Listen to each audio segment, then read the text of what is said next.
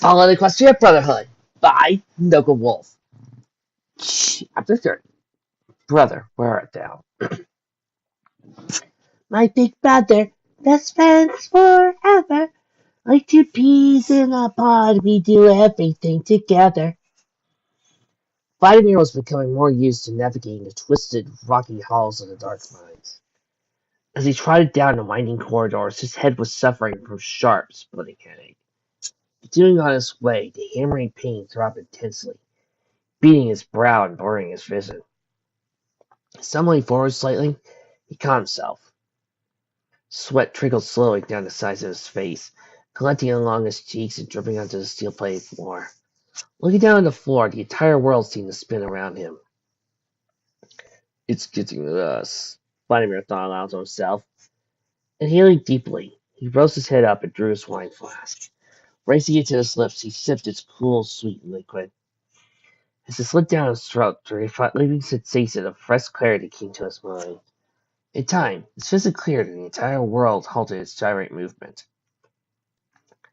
Sulking, a heavy weight sat on his stomach. The creature loomed over him invisibly. When all the stallion knew he could be listening to his thoughts, or taunting him behind his back, it was always there, watching. Only when the wine washed it away was there a brief moment of freedom.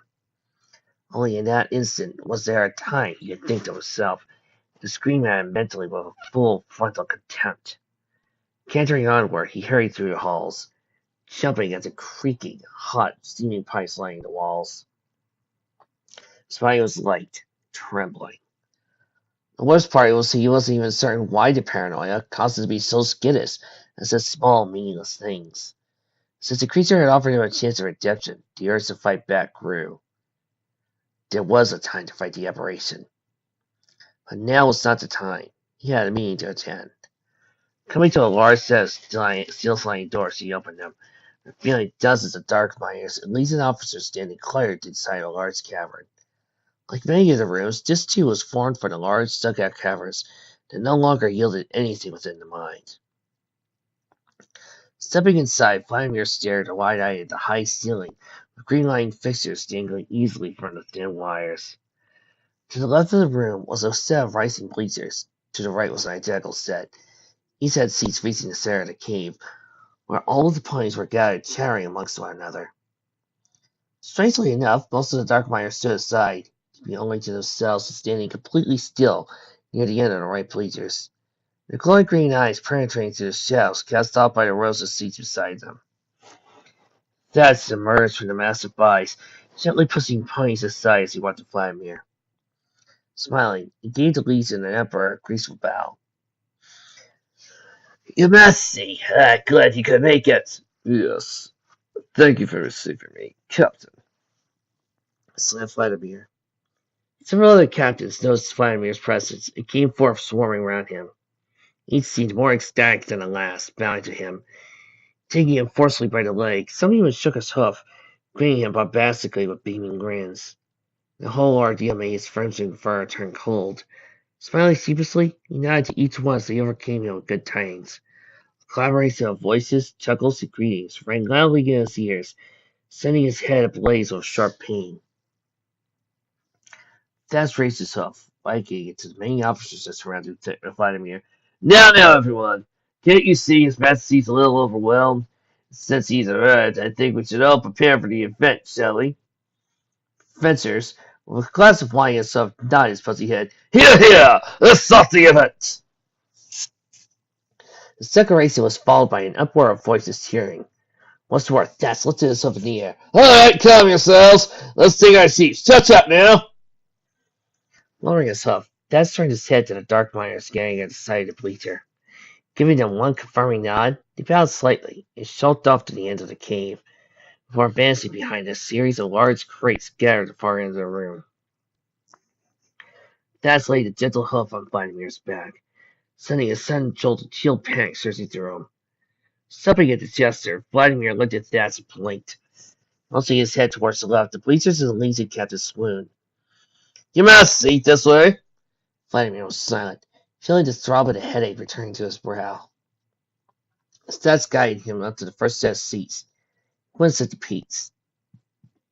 Stopping in the middle of a row, Vladimir placed a firm hoof on the side of his head. Thaddeus laid a hoof on Vladimir's back. Are you all right, Your Highness? Yes, Vladimir replied, resting himself in front of him.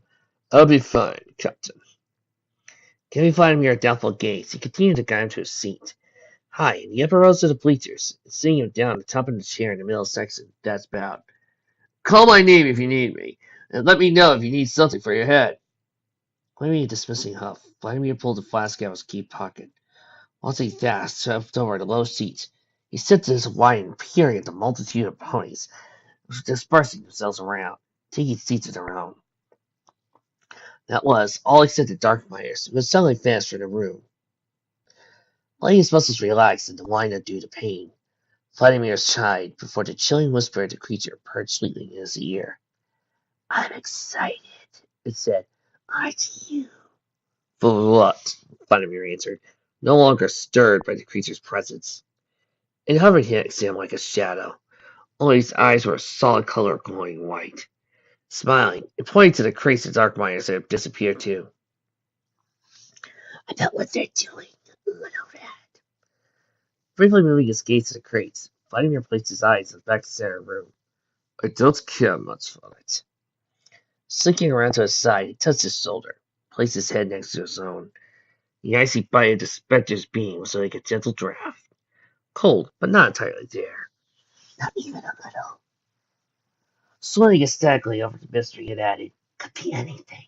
A new weapon. A demonstration of the miner's might, or... Perhaps it's nothing. Vladimir intended sternly. Shrugging, the creature added, take what you wish. I find it delightfully thrilling. Taking a quick sip of his wine, Vladimir coughed.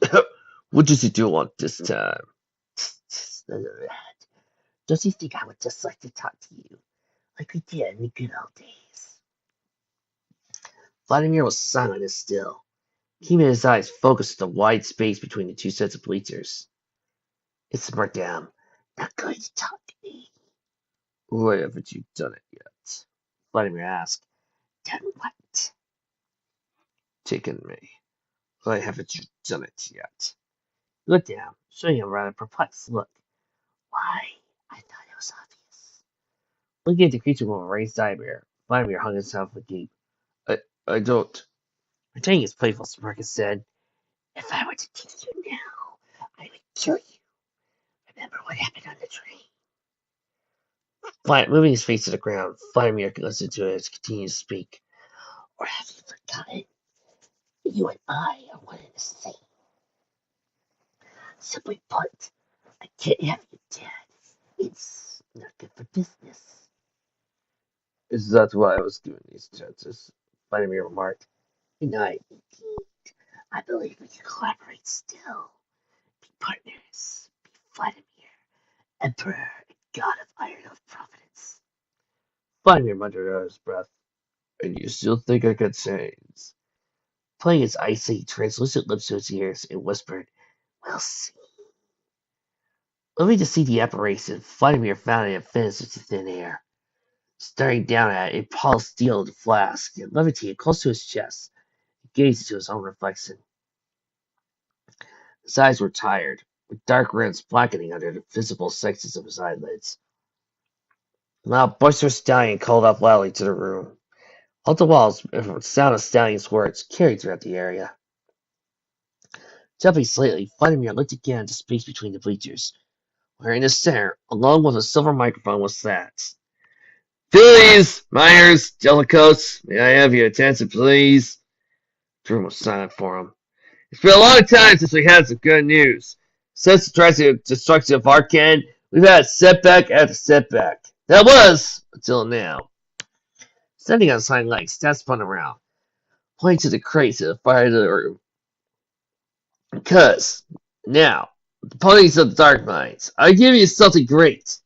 Something more than just victory. I give you the future of this product, and our orders rule.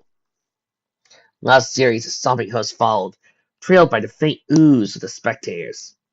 I give you, proud soldiers and miners of the Iron Hoof Providence, the Predators! Vladimir's eyes went wide as a cold, dreadful ache washed over him, sending all the hairs on his body stand on edge.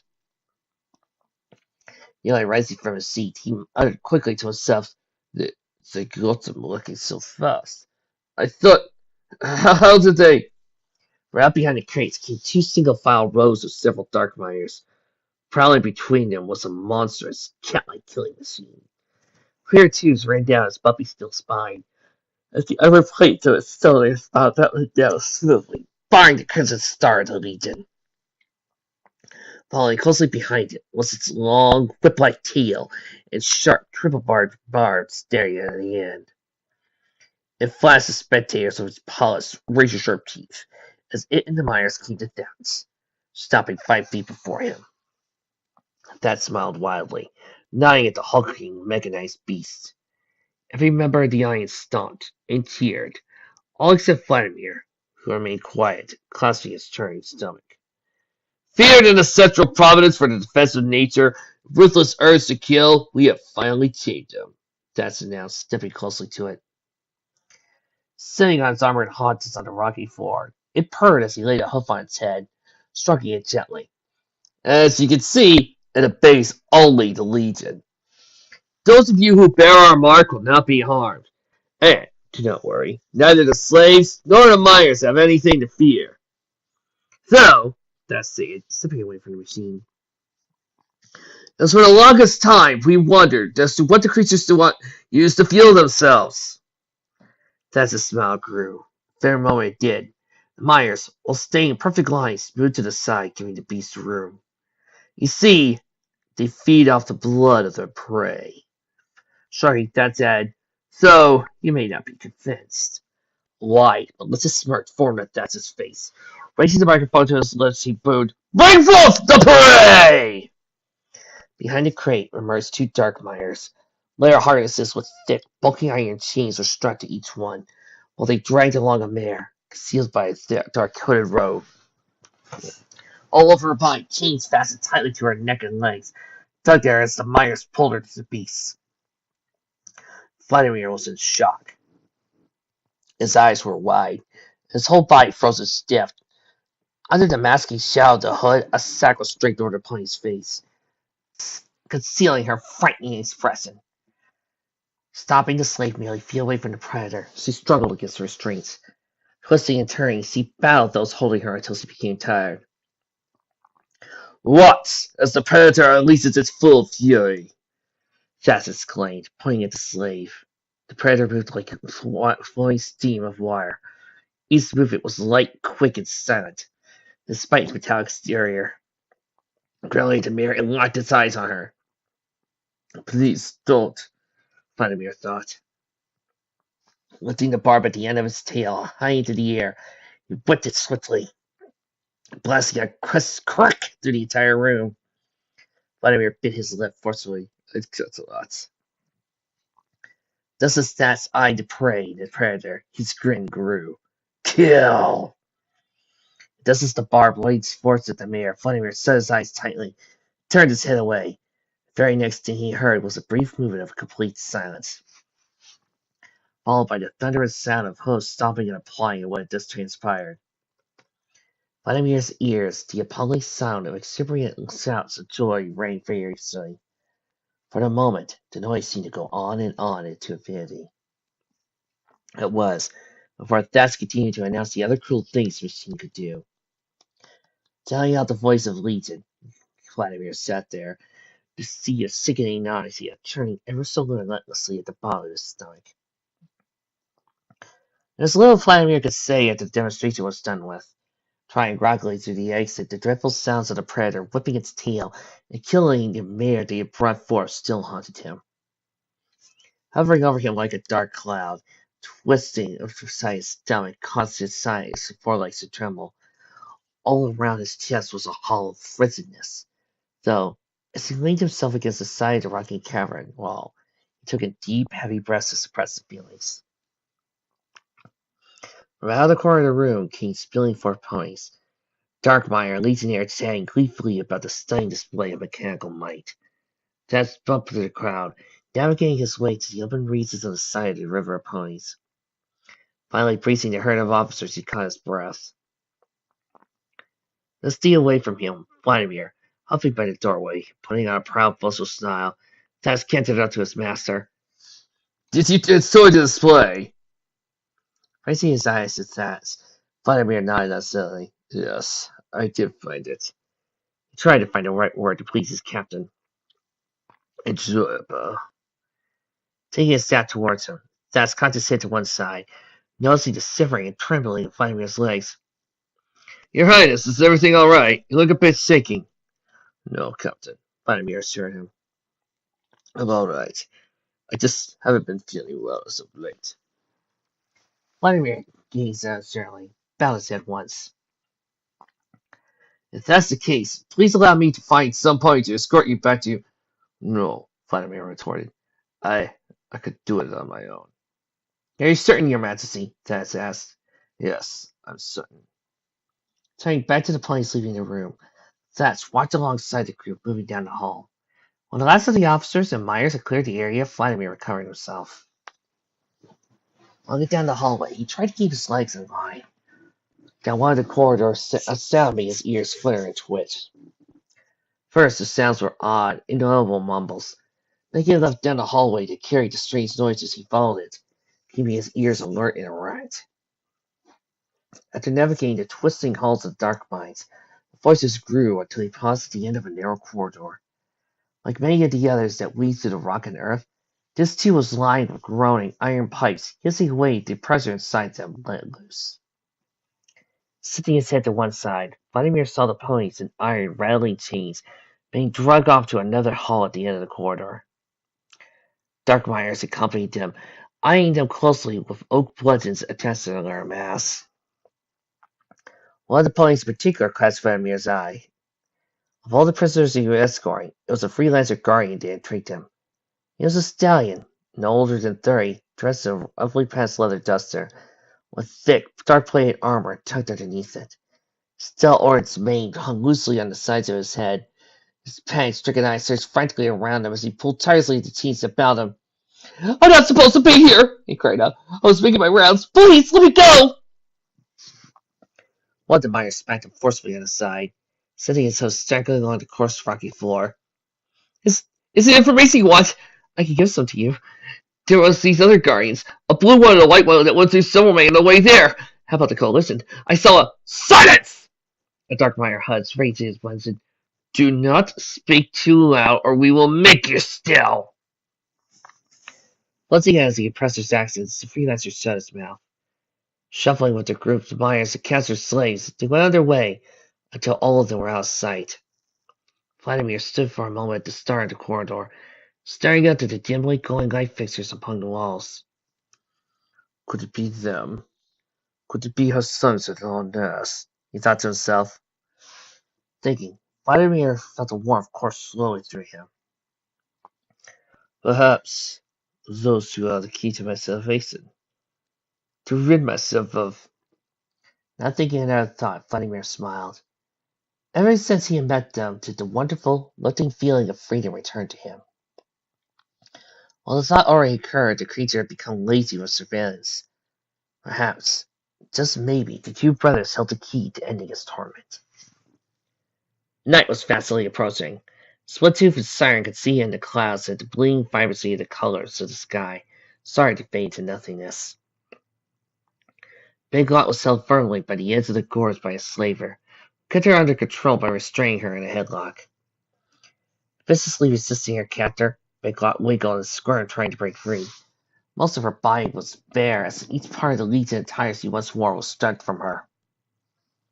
The slaver's horn was aglow with a sickly shade of light green, as Big Lot's armor was neatly packed and levitated towards the cart, where he set it down gently. When the sickly groan of his horn vanished, the slaver grinned at the little village he had captured. Let me go! Now! Big Lot demanded, grunting and snarling like a ravenous beast. The slaver, holding her, tightened his grip around her little neck. The Splitooth tried to chill them. I can't hold her down much longer, the slaver tiredly muttered. Don't really know, mate, Splitooth said, motioning to a help to Siren. Siren was standing by the cart, giggling to herself.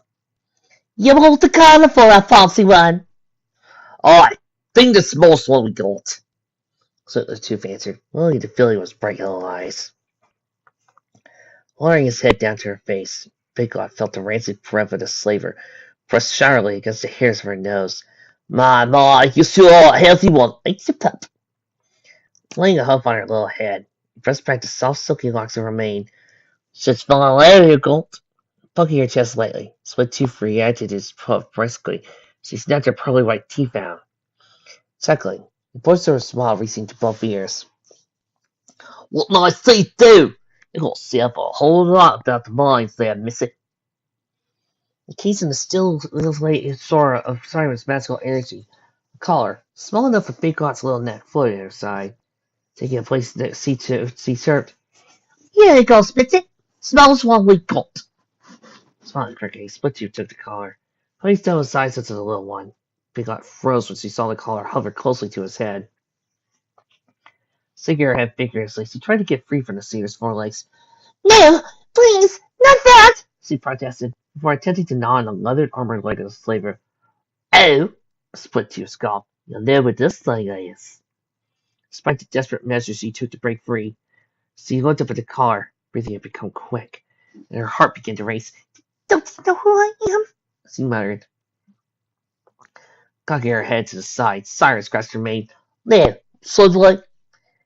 It's I, Big Lot, Princess of the Northern Border. Siren split two stood for a moment, staring down at the little filly before looking to one another. Then bursting a loud, spontaneous guffaw, the two slavers chuckled in unison. Hell, that's what it's kid. Big Lot was starting to tremble as the little heart continued to beat faster and faster. It's true, it's true. Calming himself, Spitzy remarked, right, kid, and I suppose you're gonna say you're some stallion, too. Like you got a message there, and I suppose I fancy almost you, too? I knew you stole an almond when I sees it. You ain't no Big Lot. You're just some punky pup who's a liar and a thief. But you, Big Lot? Big Lot replied, sputtering. Say it, Spitzy exclaimed, raising a hump to smash her. Big Lot closed her eyes and flinched. Sweat-Tooth lowered his hoofs slowly, giving her a grin that exposed his storied yellow teeth. Now just a little brat's what you are, nothing more. Hovering the collar to her neck, the slaver holding her loosened his grip. The icy metal of the device touched her, bit at Big Lot's warm skin.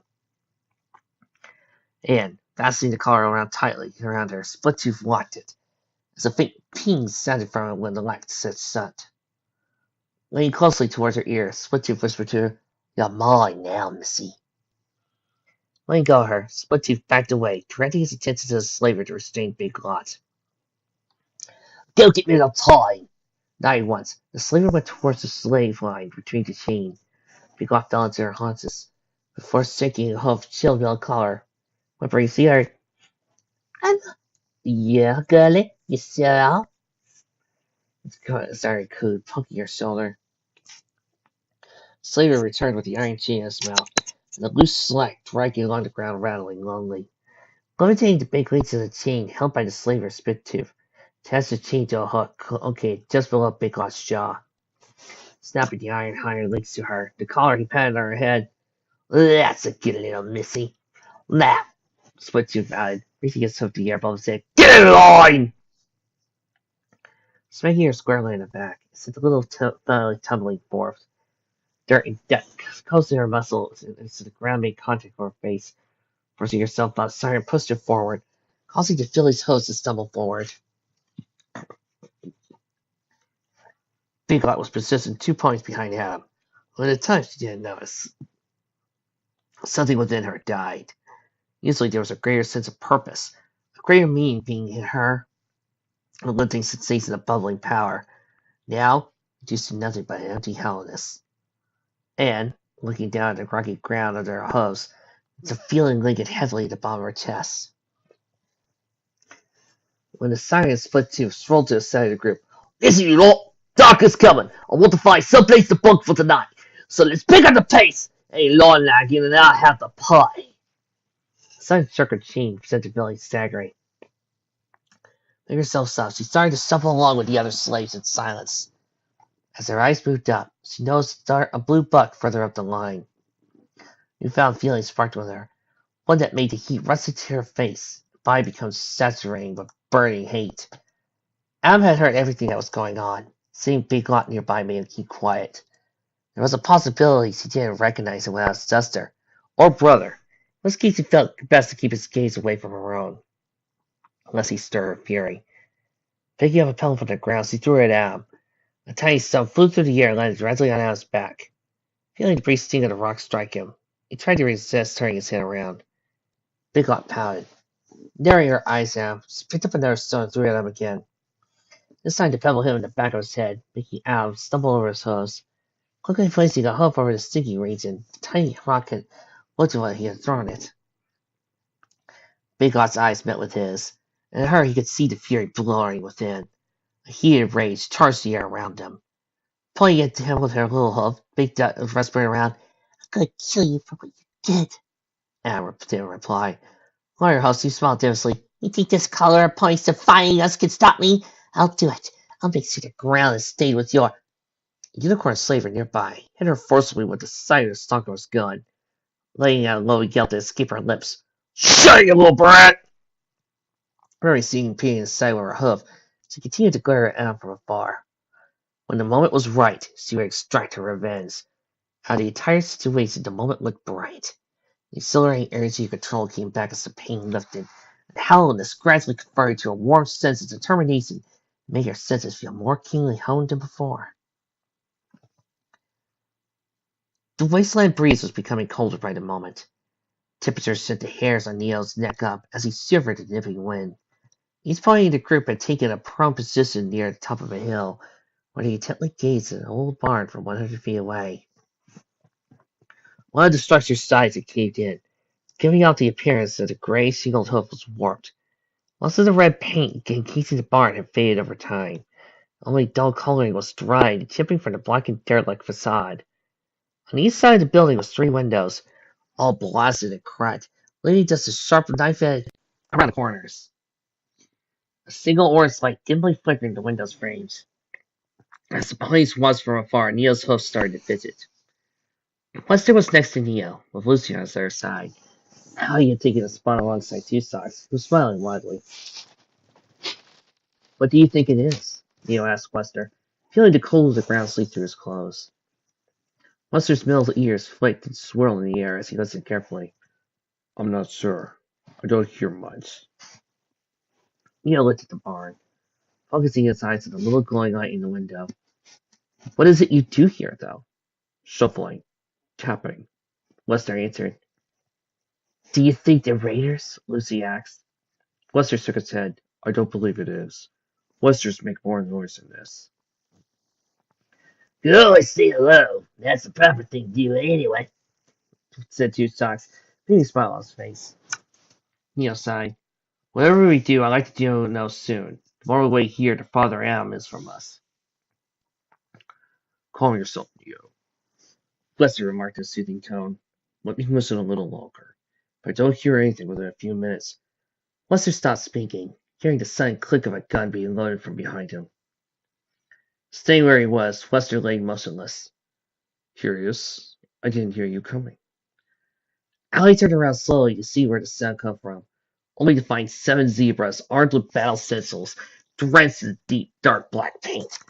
Around their eyes were blindfolds, torn and frayed along the edges, bearing tiny little white dots in the places their eyes would naturally be.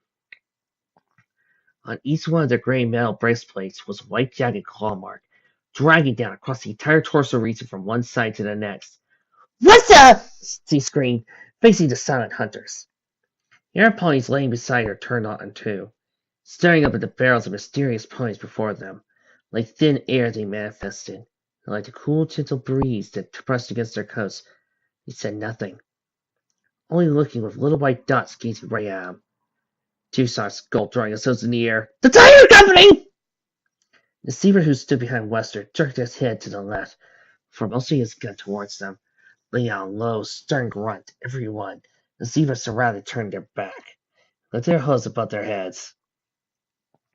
Lucy gulped, feeling an anxious sweat gently roll down the sides of her face. "These guys aren't messing around. I heard you guys were quiet, but you've blown my expectations out of the water. Great! Wanted Belle lowly. Briskly slapping a hoof to her mouth, Lucy nodded quickly. One of the zebras next to Two Socks strolled over to Wester. Each step was light and silent.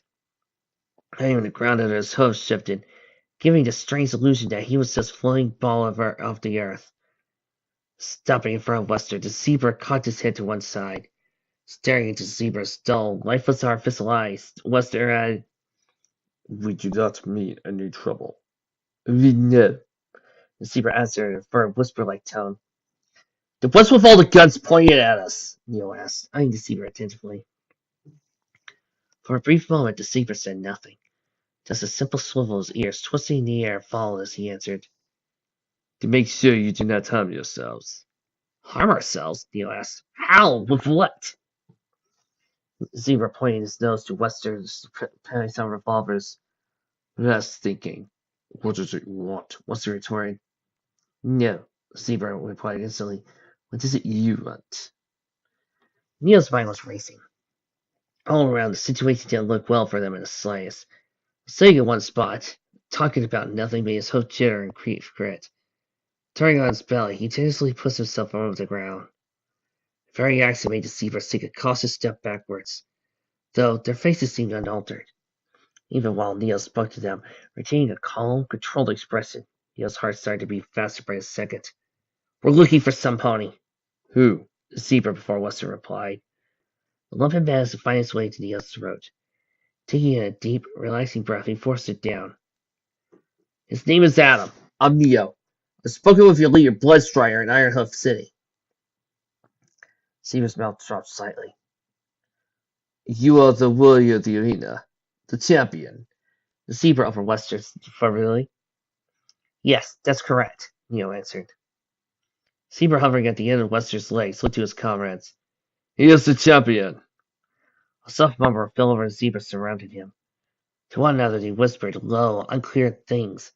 Neil held firm, trying to lift the nervous weight that sat in his stomach. Extending one hoof out to Neil, the zebra beckoned him to follow. "Come," he said. "We'll bring you to Steve Bloodstrider." Laying in a lungful of air, Neil allowed the breathing to quell the anxiety within him. Hopefully he remembers me, Neil thought. Hopefully. A fire burned into the middle of the barn. Rocks, small, smooth, surrounded the fire pit, containing the hot glowing embers within. Twirling, the low flames danced with a swift, mesmerizing motions as Bloodstrider sat on a woven mat of fine cloth. His blindfold looked down at the fire crackling in the still air of the room. Behind Bloodstrider was the collapsed section of the barn's roof, and it all engulfed the back wall.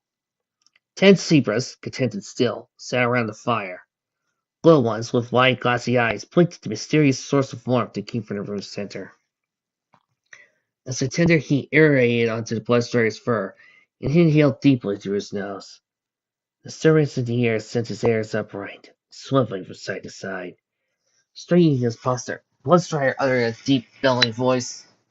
"Let them in." The door at the far end of the barn opened, revealing Neo, Allie, Lucy, Wester, and Two Shocks.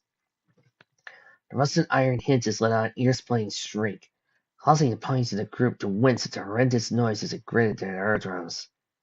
Yet the zebras within seemed unshaken by the sound. None had moved, flinched, or even gave them so much as a twitch. Bloodstrider watched them idly with his beady, artificial eyes painted onto his blindfold. "Come in," Bloodstrider said, beckoning them with an alluring huff. Neo took the first step into the barn, curiously scanning the barn's interior. With the other members of his group closely following in tow, he looked up into the high rafters of the barn. There, gathered around the second floor, was tens of zebras, old and young, silently looking down at him in wonder. A few of the zebras on the opposing side of Bloodstrider got up, moved to the old hay-covered alcoves along the barn walls, leaving a wide space enough for the newcomers to sit around the fire. The zebra chief extended a hug to the vacant ground before the flames. Nodding once, Bloodstrider mentioned, "Sit, please." Stopping at the ends of the fire pit, without question, each member of the group sat down side by side around the fire, warm light. Raising his head slightly, Bloodstrider spoke. "Why are you here?" Before anyone had the moment to speak, The spontaneous scream of hinges cried out through the barn as two zebras closed the door. Once they get the sound, each pony in the group closed their ears tightly. This was all, except for the zebras present in the room. Hearing the screaming of his sore, throbbing ears, Neo interrupted gently. We're looking for some, pony. And who would that be, Neo? Asked Bloodstrider. His mouth again shaking his head, Neo added, How did you... Bloodstrider chuckled in the same low baritone voice. I never forget the voice. Neo was silent, eyes wide, and his figure reeling back at the quick response. Clutching himself, Neo stared straight directly into Chief's face. It's good to see you again. Giving a slight nod of his head, Bloodstrider smiled. The feeling is mutual, friend. So, Bloodstrider started. Where is your brother? I didn't hear him come in. Neo held his tongue low, looking grimly into the flames as his voice was tinged with sadness.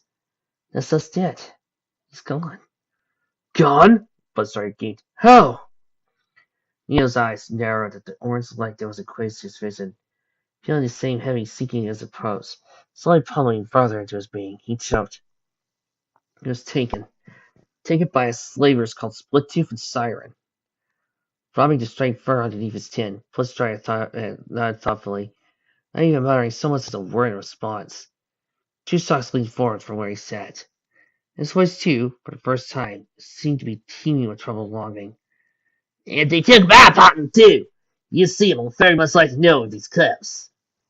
Again, Bloodstrider did not speak. Rather, he remained seated where he was, rubbing the short bristle-like fur under his chin. Nay, Deceiver Tifum, your situation is dire, that much I can see. And from the tone of your words, you have suffered much more than his loss since the last time we met. Is that correct, friend? Neo muttered under his breath, trying to forcefully lift the weight in his stomach. Yeah, that's correct. Bloodstrider hummed to himself once more, directing his blindfolded eyes to the crackling embers of the fire. We have seen ponies who might be the ones you seek. Taken by slavers you know as Split-Tooth and Siren. Lifting his head, Neo leaned forward. Where? When? More importantly, Lucy commented, how did you, well, see them? Bloodstrider answered. Yeah, that. Lucy chuckled, rubbing the back of her neck. Giving her a solid nod, the Deceiver Chief remarked, a valid point. Moving his face towards the zebras, lifting them off on the second floor, near the bar's rafters, Bloodstrider let out a low grunt. Coming down from the high region above, the zebra mare came forth, climbing down a ladder that was positioned behind the chief. Taking a place next to Bloodstrider, the mare sat her haunches down on the mat. Unlike the other members of Tiger Company, there was but one feature that made her different. She wasn't wearing a blindfold. Nor were her eyes cloudy or fogged. Instead, her eyes sported a beautiful shade of light brown as she looked at the ponies that stood before the chief. Gesturing a hoof to Sarah's side, Bloodstrider said, This is one of our seers. They choose to retain their sight if they are born with it. They are our eyes, Bloodstrider continued. Without them, we could not operate as effectively at long distances. Resting a hoof easily on the seer's shoulder, Bloodstrider thanked her. As he had been before, the seer ascended the ladder back up to the second story of the barn. She was the one that we spotted those we believed to be your kin, Bloodstrider said. But when? Where? In what direction? Neo begged, his eyes large with troubled worry. They were heading east, to the dark mines earlier today, Bloodstrider answered before sighing. But we could not flee them. Neo shook his head. Why not? What stopped you? An ample of regret lingering in T's words. They were too close to the Legion outpost nearby. If we killed them, we would have stirred their wrath. And not only would we have been killed, but so too would the kin you searched for. Quickly raising a hoof high in the air, T-Saw exclaimed, Was that donkey with them? Yes, Bloodstrider replied. He was spotted behind the blue pony before they reached the outpost. T-Saw's grinned, reeling his hoof in victoriously. Dazzle, Bill! Bloodstrider smiled at the Strider pony. I'm sure that they are holding firm, despite their position. Any pony that can take down Vandermeer's Anticore can endure any trial. Peeking her head upwards, Lucy slammed a hoof briskly against the ground. Hey! She announced, why don't you guys help us? All that crazy ninja stuff you do, we could get them both out there easily. Neo Wester looked at her, shaking his head. Lucky. We can't let us ask them to. What is it Neo thinks? Bloodstrider added abruptly. Looking at the zebra, Lucy turned her attention to Neo. Raising a single eyebrow, Lucy asked, Fine, Neo, what do you think? Looking straight at the zebra chief, Neo roused with confidence, but forcefully lifting away inside of him. I don't want to make you do something you won't want to do. Bloodstrider bowed his head. We are free because of you and your brother. Before you came, we signed a contract with Vladimir. We went out to hunt Manticore with us, where we couldn't kill such a magnificent beast. He bonded us to his will by finding someone else to do it. A small plume of green smoke conspired to rise from the fire's core. Bloodstrider sniffed the smoky air. Lifting his snout to the roof, he muttered lowly. Jib and Jab found us warriors. Drive off the beast's victories. Until the beast die, we will never be free of Legion's grasp. Then you two came to us. Unlike all others, you killed it, and set us free for all time. For this, Bloodstrider said, we are indebted to you. A series of conflicting emotions pervaded Neo's pride, as soft and warm as it was in his chest, came before the dreadful feeling of heavy inadequacy. From within him, the two battled against one another, making his hose tremble slightly. Killing Asmodeus was an accident. A plan had gone sour at the last moment, only to wind up accomplishing what he set out to do in the first place. What if they were to die? There were children and parents in his clan. What would become of them if he were to join his quest to die later on? Trying to conceal the shaking of his hoof, Neo placed it behind his head and rubbed his back gently. I don't know. What about your company? These cults of fillies. What about them? Bloodstrider stood stiff, answering Neo with sincere conviction. If you accept my help, it will be me and my 3 warriors that will join you. The others shall carry on as we have, since our separation from the Legion. If I were to die, then Darkstrut, my brother, will take my place. I trust him, and I know he can lead just as well as I. Neo was quiet for a moment, deferring his eyes to the dazzling flames of the fire before him. He pondered the situation. He wanted his brother back. He wanted to see Adam smile again and be safe. But, shutting his eyes tightly, the weight began to expand in sharp pain. Above all things else, he wanted to say sorry to Adam. Ali rested a discerning hoof on Neo's back, smiling as he comforted him. I know it's a hard choice. It's a dangerous world out there. She too looked at the flames. But if we can't catch up to them, they'll be in the dark mines. And from what we've heard, it'll be like breaking into hell itself. She's not, Neo, Tusark said. We'll have fun, but as comes yourself, we'll need them. Tusark shrugged. All the same, choice is yours, compadre. The emotions within Neo were overcoming. The sharp, brittle pain of sinking had become so intense that if his legs were to give out, he wouldn't be surprised. Never before had someone so willing wanted to give their life for him or his brother. To just tread headlong into a perilous, uncensored virtue would not be worth the risk. Yet Bloodstrider stood firmly by what he meant. That alone meant he was serious about the situation. Neo sighed, collecting his thoughts together. Now he wants to Bloodstrider, he said. I'll accept your help. Bloodstrider smiled, giving Neo a gracious bow of his head. Thank you. Lifting his head, Bloodstrider motioned his hoof to the alcoves along the side of the walls. It is growing dark outside. If you should need a safe place to stay, you may do so here. Once more Neo nodded to him. Thank you, Chief Bloodstrider. The serene sound of crickets chirping sequeled to coming of dusk. Splittooth headed to save line, with his partner Siren tailing closely by his side. The hills cast off an ominous shadow as the encroaching night came. With the growing absence of light came a more numbing wind that bit the skin, froze the bone. As the gentle freezing breeze brushed against Splittooth's fur, Violet's shiver quickly jolted down his spine. Damn! Splittooth grunted, his teeth chattering. Rubbing the sides of her forelegs, Siren too was shivering. Oi, Splitsy! Can you back and we can head back to the outpost? Freezing out here, and I'll bet it's nice and warm out here too. Splitwater shook his head. No, we come this far already. No use turning back now. Adam was keeping his pace a little faster than usual.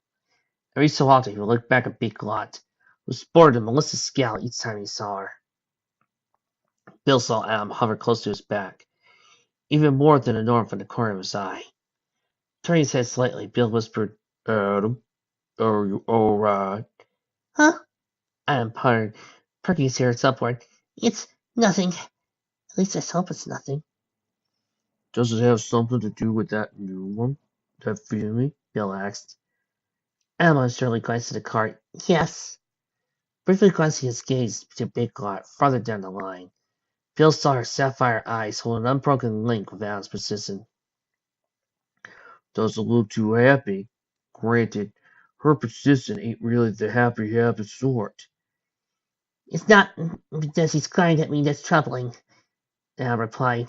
It's that I know her, and likewise, she knows me. Bill raised a curious eyebrow. You do? Adam gave a firm nod.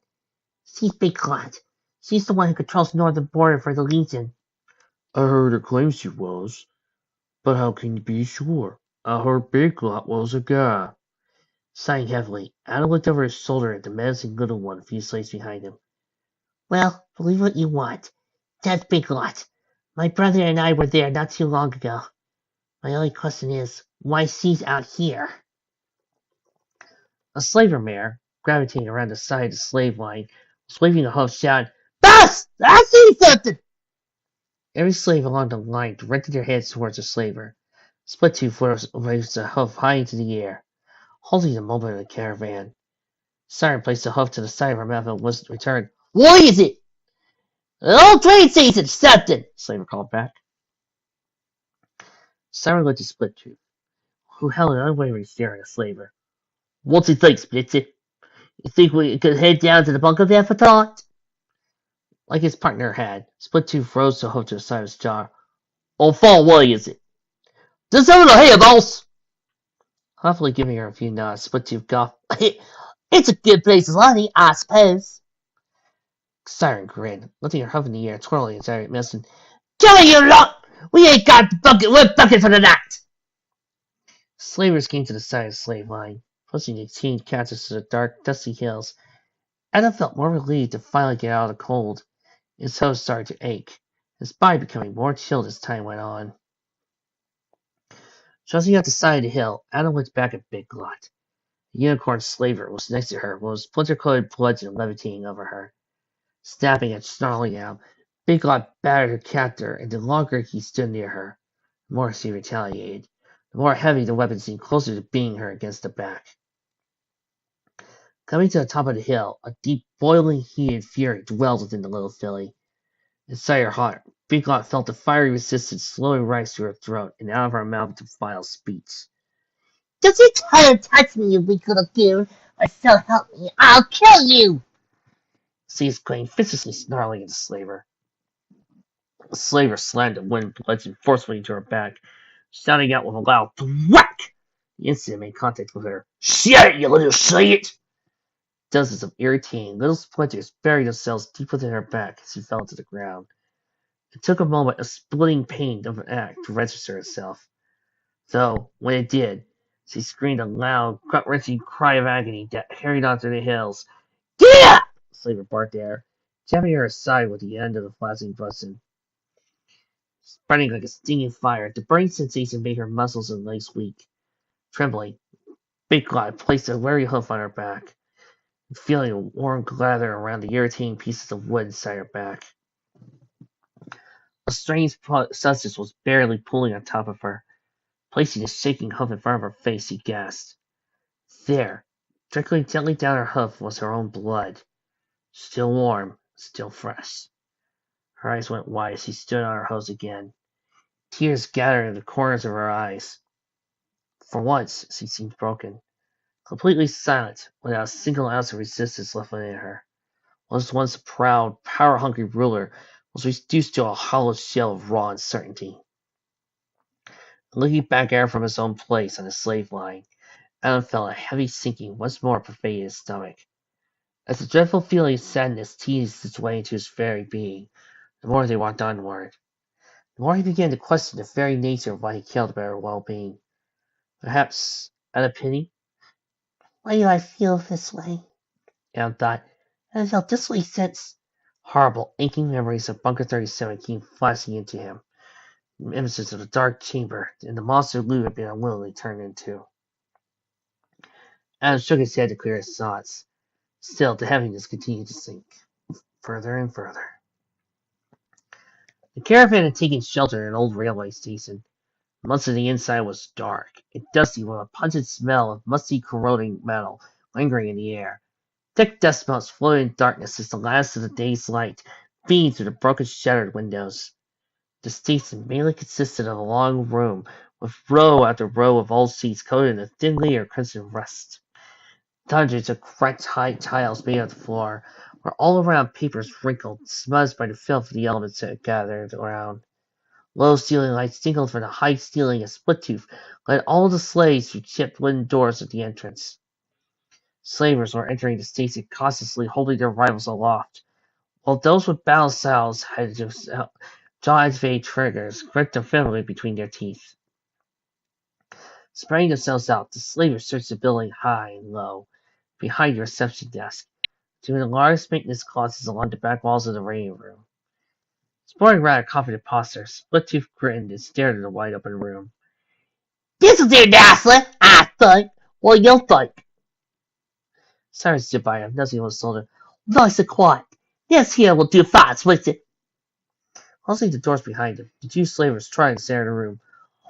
Oi, is it clear? Splittooth called out to his band. One slaver farther down the room, behind the reception desk, called away to him. It's clear! Good. Splittooth giggled with a growing smile. Give slaves all nice and cozy, and let's get some light in here. Slavers opened both doors and brought the cart with them. From out of the small boxes went a wagon. They removed all tinted gas-powered stoves and lanterns. A few slavers who didn't help took persistence by the slave line. Guiding chain bunnies to one corner of the empty area, the unicorn sorted into slaves. Yeah, best get coffee. I don't want to see any of you lot getting up without one of us telling you to get up. Gruffly shorting the slaver had grin. If I were you all in a ritzy mood, quite a big lot. I found a nice spot near the corner of the room. I'll beat you like that one over there. Or worse, my boss will have you shot. Slavers grinned and feigned. You sit and not peep. Spreading themselves out in the small space they had been given, the slaves found a spot of their own and lay down on their stomachs.